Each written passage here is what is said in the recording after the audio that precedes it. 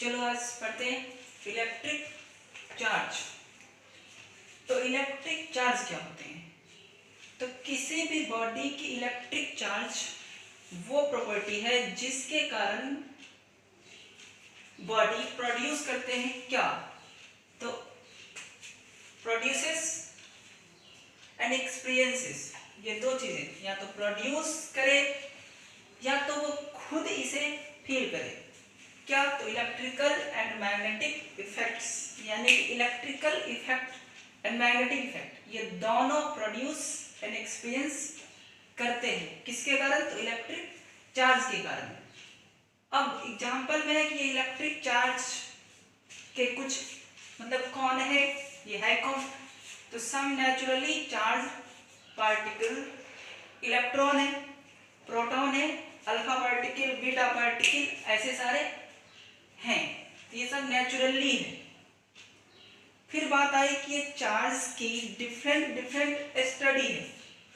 कभी charge rest में हो सकते हैं, तो कभी चार्ज यूनिफॉर्म मोशन में हो सकते हैं, तो कभी चार्ज एक्सीलरेटेड मोशन में भी हो सकते हैं।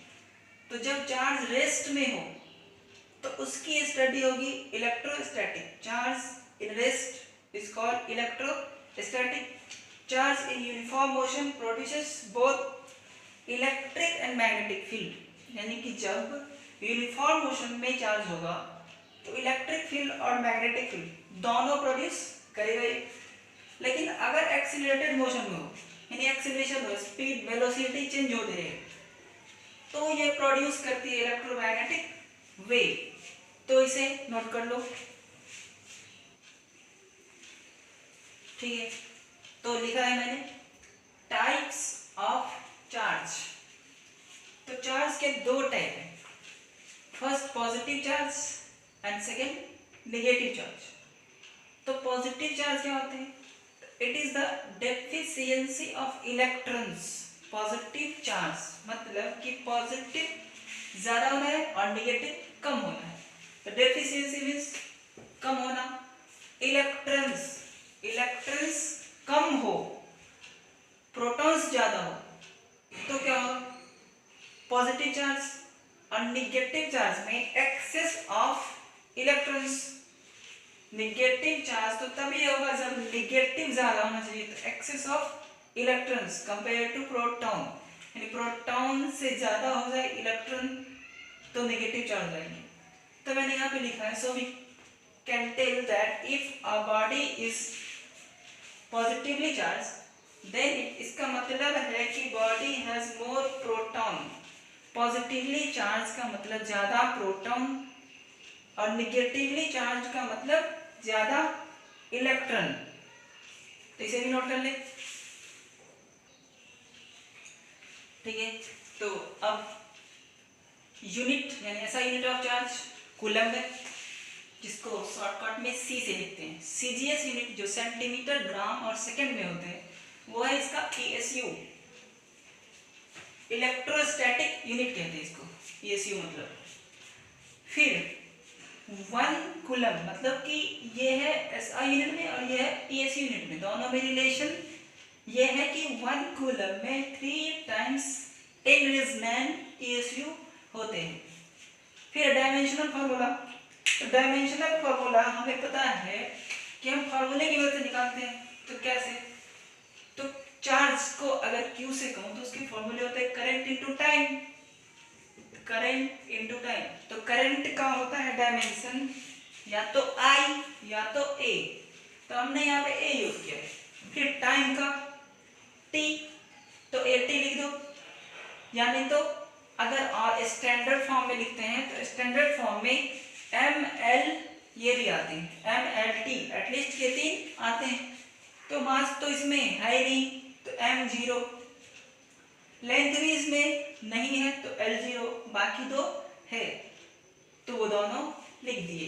1 डायमेंशन है तो दोनों का 1 दे दिए। फिर है प्रॉपर्टीज ऑफ चार्ज। तो प्रॉपर्टीज ऑफ चार्ज में फर्स्ट कि ये स्केलर क्वांटिटी है, ट्रांसफरेबल यानी कि चार्ज ट्रांसफर होता है। सही बात है, चार्ज ट्रांसफर तो होते ही है। यानी वन बॉडी से अनदर बॉडी में चार्ज ट्रांसफर होते हैं, ये हम कुछ देर में समझ भी लेंगे। Charge is conserve for an isolated system. Isolated system means कि ऐसे बॉडी या सिस्टम जिसमें एनर्जी मास ना तो आ सके ना तो बाहर जा सके, तो वो होते हैं आइसोलेटेड सिस्टम। तो ऐसे सिस्टम के लिए चार्ज तो कंजर्व होगा ही, क्योंकि एनर्जी ना तो आ रहा है यानी आने वाला है, ना तो जाने वाला है, तो गारंटी है कि चार्ज उस सिस्टम में कंजर्व होगा ही। फिर चार्ज इज क्वांटाइज्ड। क्वांटाइज्ड का मतलब है कि जैसे हम पेन की गिनती करते हैं, तो पेन की गिनती फ्रैक्शन में तो नहीं करते, पॉइंट में नहीं करते, 1.2 पेन ऐसा कुछ नहीं करते, 1 पेन या 2 पेन या 10 पेन ऐसे कुछ कहते हैं। इसी तरह से चार्ज को क्वांटाइज करते हैं, यानी कि उसकी गिनती 1 2 3 इंटीजर में होते हैं, पॉइंट में गिनती नहीं करते। इसीलिए फिर इन्हीं की मदद से ये फॉर्मूले बने Q इक्वल्स NE, जिसको Q यूज हुआ है किसके लिए, तो Q चार्ज के लिए यूज हुए हैं। N इंटीजर 1 2 3 4 कोई भी गिनती वाले नंबर हो सकते हैं। E है एक इलेक्ट्रॉन पे चार्ज, तो वो होते कितने हैं, तो 1.6 10 to the power -19 coulomb. Note कर लो, ठीक है। अब चले क्वार्क्स के बारे में जानते हैं। हम देखे थे, अभी बात किए थे कि Q इक्वल्स NE, चार्ज होते हैं इंटीग्रल मल्टीपल ऑफ इलेक्ट्रॉन के होते हैं, ठीक है, NE। लेकिन रिसेंटली में ये पता चला है कि फ्रैक्शंस ऑफ चार्ज भी होते हैं, फ्रैक्शंस ऑफ चार्ज जिसको कहते हैं क्वार्क्स। तो एक इलेक्ट्रॉन पे जितने चार्ज है उसके कुछ फ्रैक्शन पॉजिटिव में भी हो सकते हैं, नेगेटिव में भी फ्रैक्शन है। फिर एक इलेक्ट्रॉन पे जो चार्ज होते हैं उसके 2/3 फ्रैक्शन, ये सब होते हैं क्वार्क्स। तो अब चार्जिंग करते कैसे हैं, बॉडी को चार्ज करना कैसे है, तो फर्स्ट है उसमें फर्स्ट मेथड है चार्जिंग के, चार्जिंग है फ्रिक्शन।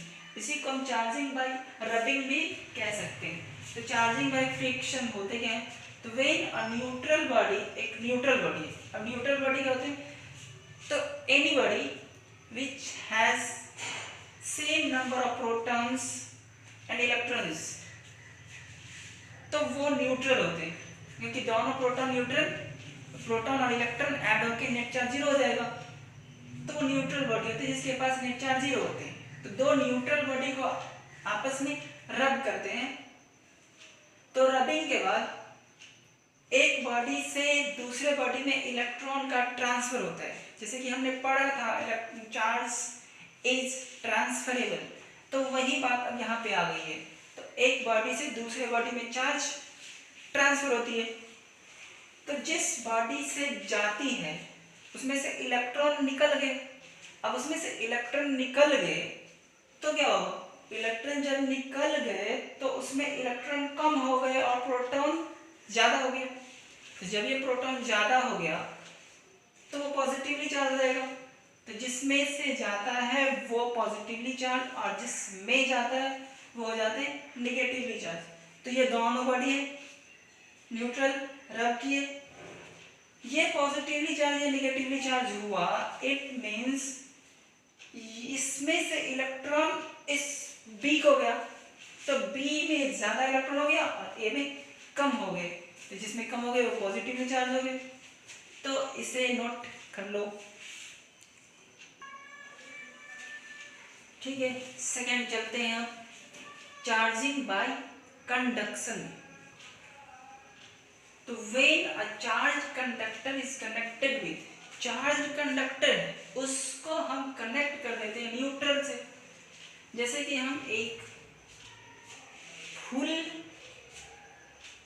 टैंक है पानी के, उसको खाली वाले से कनेक्ट कर दूं तो फुल में से खाली वाले में पानी फ्लो होते हैं। इसी तरह से अगर हम चार्ज कंडक्टर को कनेक्ट कर दूं न्यूट्रल से तो चार्ज फ्लोज होगा हायर पोटेंशियल वाले कंडक्टर से लोअर पोटेंशियल वाले कंडक्टर की तरफ। अब हायर पोटेंशियल लोअर पोटेंशियल होते गए, तो जिसमें पॉजिटिव चार्ज ज्यादा हैं वो चले जाते हैं हायर पोटेंशियल पे, और जिसमें कम है वो लोअर पोटेंशियल पे चले जाते हैं। तो इस तरीके से चार्ज कंडक्टर से चार्ज फ्लो होना शुरू होगा न्यूट्रल की तरफ, क्योंकि चार्ज वाले में पॉजिटिव चार्ज ज्यादा है, न्यूट्रल वाले में नेट चार्ज तो जीरो है।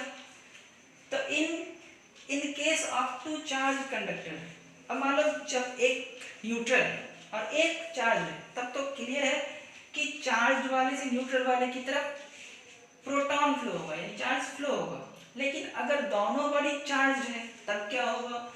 तो यहां से बात आती है कि in case of two charge conductor, ठीक है, दोनों चार्ज भी होगा तब क्या होगा? तो flows from higher potential to lower potential, यानी हायर से लोअर की तरफ फ्लो होगा। फिर ये हो गया हायर से लोअर पोटेंशियल की तरफ, बट चार्ज स्टॉप फ्लोइंग। अब वहां पे जाके चार्ज फ्लो होना बंद हो जाएगा जहां पे दोनों तरफ नेट चार्ज इक्वल हो जाएंगे, यानी कि दोनों तरफ इक्वल चार्ज रहेंगे। जैसे दो सिस्टर्न को कनेक्ट करके दोनों के लेवल बराबर हो जाते हैं तो पानी के फ्लो बंद हो जाते हैं, इस तरह से ये स्टॉप हो जाएंगे। तो ये होते हैं चार्जिंग बाय कंडक्शन, यानी वायर कनेक्ट कर दो, चार्ज कर लो कनेक्शन से। तो ए बी दो बॉडी है, वायर से कनेक्ट कर दिए तो चार्जेस, ये मान ले चार्ज है और ये न्यूट्रल है, ये चार्ज, ये है न्यूट्रल। तो चार्ज से न्यूट्रल की तरफ ये कौन से चार्ज है? तो हमने मान लिया पॉजिटिवली चार्ज है, तो पॉजिटिवली चार्ज ये है, तो ये भी क्या हो गए? पॉजिटिवली चार्ज, यानी चार्ज फ्लो हुए इसमें से इसमें, तो फिर दोनों फाइनली क्या हो गए? Positively charge. तो अब चलते हैं चार्जिंग बाय इंडक्शन। तो इसमें क्या है? तो when a charge particle is taken near, इसमें कनेक्ट नहीं करना है। कनेक्ट किसमें करना है? तो कंडक्शन वाले में, इसमें नियर में रख देना है, बस न्यूट्रल कंडक्टर के नजदीक में रख देना है चार्ज पार्टिकल को। Then electron move to one side, जो कोई भी न्यूट्रल कंडक्टर है उसमें नेट जो चार्ज है वो तो जीरो होगा, तो कुछ प्रोटॉन है और कुछ इलेक्ट्रॉन है। तो प्रोटॉन एक साइड में चले जाएंगे, यानी पॉजिटिव चार्ज एक साइड में चले जाएंगे और नेगेटिव चार्ज एक साइड में चले जाएंगे। अब ये डिपेंड करता है कि हम कौन सी चार्ज बॉडी को नजदीक में रखे हैं, निगेटिव चार्ज बॉडी को रखे हैं नजदीक में या पॉजिटिव चार्ज बॉडी को रखे हैं। इस पे डिपेंड करता है कि कौन सी चार्ज किस साइड में जाएगा। लेकिन ये बात तो क्लियर है कि दोनों साइड पे दोनों टाइप के चार्ज जाएंगे। Then electron move to one side and proton move to other side. तो इस तरीके से जो चार्जिंग होगी वो होगा चार्जिंग बाय इंडक्शन। इसकी फिगर हम दे रहे हैं,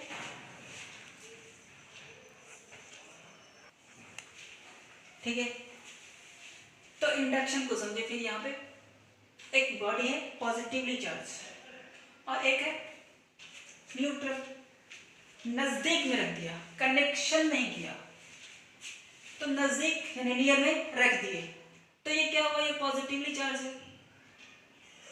इसमें ये पॉजिटिव चार्ज को रिपेल करते हैं और निगेटिव चार्ज को अट्रैक्ट करते हैं। इसीलिए ये इस न्यूट्रल बॉडी में जो पॉजिटिव चार्ज थे उसको रिपेल करके दूसरे साइड में डाल दिया, और अपोजिट चार्ज मतलब कि निगेटिव चार्ज को अपनी तरफ अट्रैक्ट कर लिया। यही कारण है कि negative positive move to opposite sides. Positive चले गए उस साइड रिपल्सन के कारण, निगेटिव आ गए इस साइड अट्रैक्शन के कारण। तो ये सब जो चार्ज अपोजिट सरफेस पे दिख रहे हैं वो कहलाते हैं इंड्यूस चार्ज, मतलब जबरदस्ती प्रोड्यूस होना। जबरदस्ती लाया गया ये। तो if we connect the body B को अगर हम अर्थ से कनेक्ट कर दें, इट मीन्स ग्राउंड से कनेक्ट कर दें, तो क्या होगा, वही है, इसको ग्राउंड से कनेक्ट कर दिया, ग्राउंड से कनेक्ट कर दो तो ग्राउंड होते हैं 0 वोल्ट पे, 0 पोटेंशियल पे होते हैं, और जिस सरफेस को हमने कनेक्ट किया है वो है पॉजिटिव चार्ज यानी हायर पोटेंशियल पे। तो इलेक्ट्रॉन ग्राउंड से फ्लो होके बॉडी बी में आ जाएगा। Electron flows from ground to body B because B is here at higher potential and ground is at lower potential and electrons flows from lower to higher। तो ये electron flow होके इसमें आ गए और उसको न्यूट्रल इसको कर दिए, तो नेट चार्ज इस पे बच गए सिर्फ नेगेटिव, तो नेगेटिवली चार्ज बॉडी ये हो गए। तो लिख लो इसे, ठीक है। अब चलते हैं थर्मोनिक एमिशन, यानी कि थर्मोनिक एमिशन मतलब कि हीट डाल के इलेक्ट्रॉन को एमिट करना है। अब बात यह है कि इलेक्ट्रॉन को ही क्यों एमिट करना है। कभी भी एमिशन जब भी होते हैं, निकलते हैं, आते हैं, ट्रांसफर होते हैं, इलेक्ट्रॉन ही, क्योंकि उस पे न्यूक्लियस के फोर्स यानी न्यूक्लियर फोर्स कम होते हैं और वो एमिट हो जाते हैं। प्रोटॉन एमिट नहीं होते क्योंकि वो न्यूक्लियस में न्यूक्लियर फोर्स के द्वारा बहुत ही अट्रैक्टेड रहते हैं। तो इसीलिए जब भी इजेक्शन की बात होगी तो इलेक्ट्रॉन ही इजेक्ट होंगे। तो व्हेन मेटल इज हीटेड, जब किसी मेटल को हीट करेंगे, थर्मोनिक एमिशन में हीट की जरूरत पड़ेगी, तो हीट देना इट मीन्स एनर्जी देना। तो जब किसी मेटल को हीट एनर्जी देंगे तो उसके इलेक्ट्रॉन्स को एनर्जी ज़्यादा मिलेगी, और जब ज़्यादा एनर्जी मिलेगी तो वो आसानी से उस सरफेस से निकल सकते हैं। तो जब हम हीट करते हैं तो इसके इलेक्ट्रॉन निकल जाते हैं सरफेस से, और वो जब इलेक्ट्रॉन निकल गए तो कुछ तो कम हो गए इलेक्ट्रॉन, तो बॉडी पॉजिटिवली चार्ज हो जाएंगे। सिमिलरली जब लाइट एनर्जी दें तो वो हो जाते हैं फोटो इलेक्ट्रिक एमिशन, यानी फोटो इट मीन्स लाइट देना है, तो लाइट भी तो एनर्जी ही है, तो कुछ हाई फ्रीक्वेंसी वाली लाइट देना है, कम देने से नहीं भी हो सकता। तो हाई फ्रीक्वेंसी के लाइट अगर दें मेटल को तो भी क्या होगा, एनर्जी मिला और इलेक्ट्रॉन इजेक्ट कर गए, तो भी पॉजिटिवली चार्ज बॉडी हो गई। तो ये हो गई पॉजिटिवली चार्ज।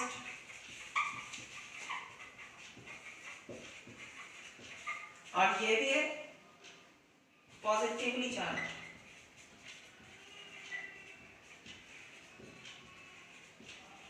दोनों ही पॉजिटिवली चार्ज हो गए। फील्ड एमिशन, फील्ड एमिशन, तो व्हेन, अब इस फील्ड एमिशन में क्या है, कोई ना कोई फील्ड लगाना है। अब कौन से फील्ड, तो इलेक्ट्रिक फील्ड। तो व्हेन एन इलेक्ट्रिक फील्ड, अब ये लगते कैसे, इलेक्ट्रिक फील्ड कौन जनरेट करते हैं, तो चार्ज जनरेट करते हैं, जो हम बाद में पढ़ेंगे। तो इलेक्ट्रिक फील्ड लगाना है कितने, तो ज्यादा मात्रा में लगाना है, large magnitude near the metal surface, metal surface के नियर में लार्ज इलेक्ट्रिक फील्ड लगाना है, जिसके कारण चार्जेस पे फोर्स लगते हैं। और अगर ये इलेक्ट्रिक फील्ड ज़्यादा होगा तो फोर्सेस भी ज़्यादा होंगे, और फोर्स अगर ज़्यादा होगा तो इलेक्ट्रॉन पे ज़्यादा फोर्स लगेगा और वो इजेक्ट कर सकते हैं, तो वो कर जाते हैं। तो some electron come out from metal surface and it becomes positively charge. तो इलेक्ट्रिक फील्ड इस डायरेक्शन में लगाना, इलेक्ट्रिक फील्ड अगर इस डायरेक्शन में लगा रहे तो इलेक्ट्रॉन किधर से इजेक्ट होंगे, अपोजिट साइड से, इलेक्ट्रिक फील्ड इधर और इलेक्ट्रॉन इधर से निकले। तो जब कुछ इलेक्ट्रॉन निकल जाएगा तो बॉडी तो ऑब्वियसली पॉजिटिवली चार्ज ही रह जाएंगे। ये ई इलेक्ट्रिक फील्ड के लिए यूज हुआ है, ऊपर एरो यूज हुआ है क्योंकि ये वेक्टर क्वांटिटी होते हैं, तो इसे भी नोट कर लो। ठीक है, तो अब चलते हैं कूलम्ब्स लॉ। तो कूलम्ब्स लॉ में क्या होते हैं, तो दो चार्जेस होते हैं किसी डिस्टेंस से सेपरेटेड, दो चार्जेस किसी डिस्टेंस से सेपरेटेड है। तो दो चार्जेस के बीच में हमें इतना पता है कि दो चार्जेस, हम ये जानते हैं कि अट्रैक्शन रिपल्सन कहीं ना कहीं होती है, तो फोर्स तो लगती होगी। तो अब आज पता चलेगा कि वे फोर्स कैसे लगते हैं। तो दो चार्जेस है कुछ डिस्टेंस, तो फोर्स कितने लगते हैं। तो magnitude of electric force between charges directly proportional होते हैं product of magnitude of charges, charges के प्रोडक्ट के प्रोपोर्शनल होते हैं, और उसके बीच जो डिस्टेंस होते हैं उसका इनवर्सली स्क्वायर होता है, inversely proportional to the square of distance between charges. तो ये दोनों बातें लॉ में है, दोनों को कंबाइन किए तो ये है फोर्स डायरेक्टली प्रोपोर्शनल है प्रोडक्ट ऑफ चार्जेस का, और इनवर्सली प्रोपोर्शनल है डिस्टेंस बिटवीन देम का। दोनों को कंबाइन करने पे ये आए F equals K Q1 Q2 by R square. K है कांस्टेंट ऑफ प्रोपोर्शनलिटी जो 1/4 पाई एप्सिलॉन नॉट होते हैं। E नॉट को कहते हैं epsilon not.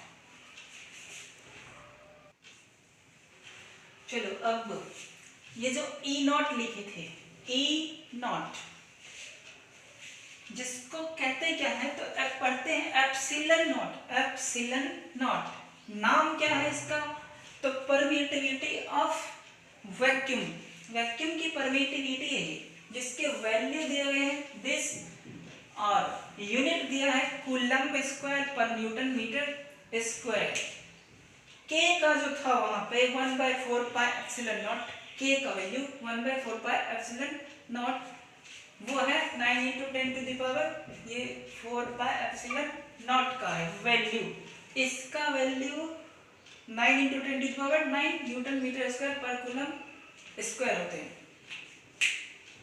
Here E naught is used for vacuum, vacuum को हो या फ्री स्पेस को हो, बात सेम है। इन एनी अदर मीडियम, जरूरी नहीं है कि हमेशा वैक्यूम होगा, कोई अदर मीडियम भी हो सकते हैं। तो अदर मीडियम के लिए जो K है कांस्टेंट, वो क्या होगा, तो अदर मीडियम के लिए दिस E नॉट हट गए, सिंपली E हो गए। अब E अदर मीडियम के लिए तो अलग अलग हो सकते हैं, तो E को कहते हैं absolute permittivity of the medium, ये मीडियम जो है उसकी परमिटिविटी है। अब जो कोई मीडियम हो, अब हमारे पास दो परमिटिविटी आ गए, एक E नॉट आ गए मतलब वैक्यूम के, और दूसरा आ गए E किसी अदर मीडियम के। तो इस दोनों की जो रेशियो है किसी मीडियम का और वैक्यूम का, उसको कहते हैं relative permittivity of the medium, यानी दोनों की रेशियो को। ER वैरी करते हैं 1 से लेके इनफाइनाइट तक, 1 से इनफाइनाइट तक, और वैक्यूम के लिए ER की वैल्यू 1 होते हैं। अब यहाँ से हम ये देख सकते हैं E जो है यहाँ पे, तो E का वैल्यू यहाँ से ER × E नॉट कर सकते हैं, ER × E naught. So we can write K बराबर, फाइनली तो ये था अभी तक 4 पाई E के बदले E नॉट × ER, ये कहीं भी यूज कर सकते हैं। अब ER 1 जब होगी, यानी कि जब वैक्यूम होगी, तो ये पुट करेंगे 1, तो 4 पाई एप्सिलॉन नॉट ही सिर्फ बचेगी, जो हम पहले से जानते हैं। मतलब वैक्यूम के लिए 1/4 पाई एप्सिलॉन नॉट होते हैं, वैल्यू दिस होते हैं। तो अब कोई भी मीडियम हो, उसकी रिलेटिव परमिटिविटी अगर पता हो तो हम यहाँ पे डाल देंगे, और इतने का वैल्यू तो पता ही है 9 × 10⁹, तो वो K का वैल्यू आ जाएगा। ठीक है, तो नोट कर लो इसे। ठीक है, तो आगे के टॉपिक हम नेक्स्ट टाइम पढ़ेंगे इलेक्ट्रोस्टैटिक L2 करके नेक्स्ट लेक्चर में। अब इसको यहीं पे खत्म करते हैं।